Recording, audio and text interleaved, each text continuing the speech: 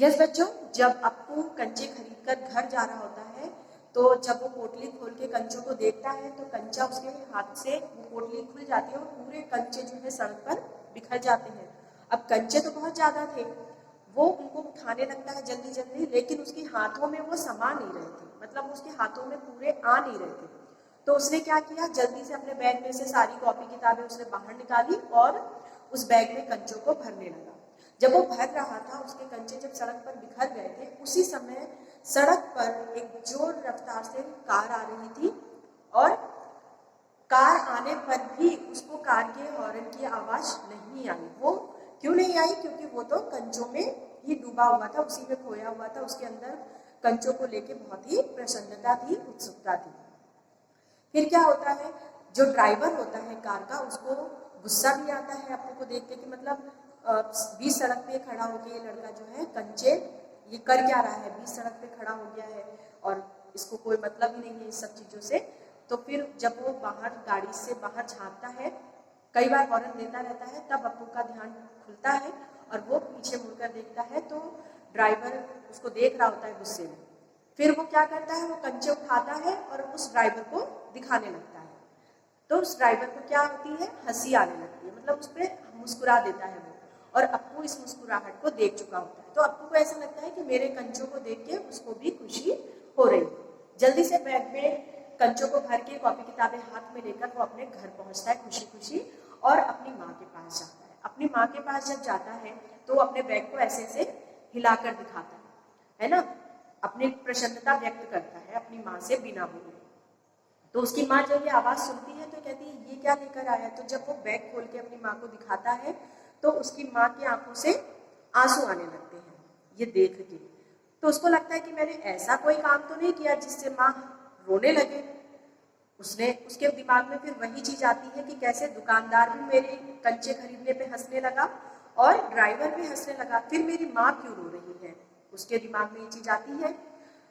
तो लेकिन उसकी माँ क्यों रो रही होती है, वो मन में ये सोचती है कि अप्पू ने कंचे तो खरीद लिए लेकिन वो खेलेगा किसके साथ। उसको अपनी बेटी की याद आ जाती है जिसका नाम था मुन्नी और जो किसी कारणवश अब इस दुनिया में नहीं थी।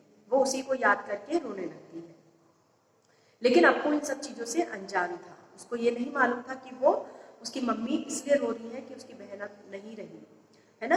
वास्तव में उसकी माँ उसकी बहन को याद करके रो रही थी कि कितना भोला है कि कंचे तो ले आए लेकिन इसके दिमाग में ये नहीं है कि वो किसके साथ खेलेगा।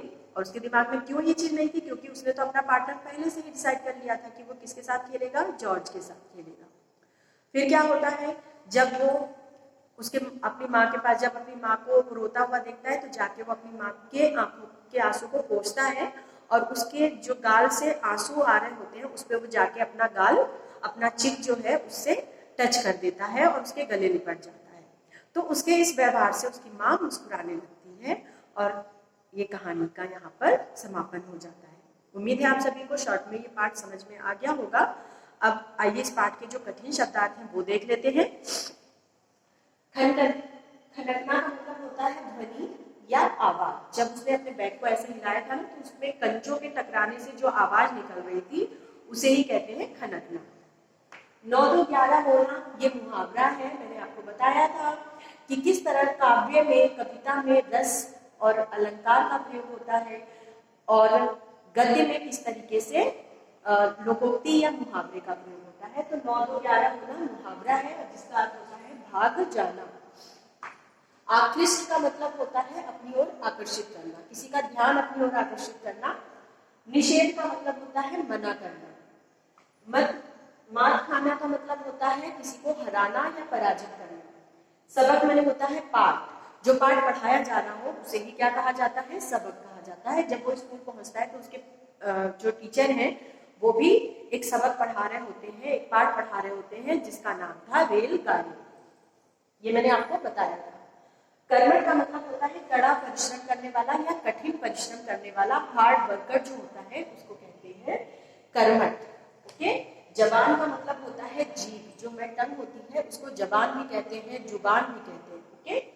खामोश का मतलब होता है चुपचाप। भूचाल का मतलब होता है भूकंप। ठीक है। स्टैंड अप का मतलब होता है, आप सभी को पता है, खड़े हो जाना। सम्मिलित यानी मिली जुली। शक का मतलब होता है किसी पे शक करना, संदेह करना। समाधान का मतलब होता है किसी का हल निकालना, ठीक है, किसी भी समस्या का हल निकालना, ये क्या कहलाता है, समाधान कहलाता है। नोटिस का मतलब होता है सूचना। फीस का मतलब होता है शुल्क। बेवकूफ का मतलब होता है मूर्ख। और लास्ट है ऑफिस। ऑफिस का मतलब होता है कार्यालय, ठीक है। तो ये आपके कठिन शब्दार्थ हैं, अब आप इसे नोट कर लीजिए, इसके बाद में आप सभी को प्रश्न समझाऊंगी।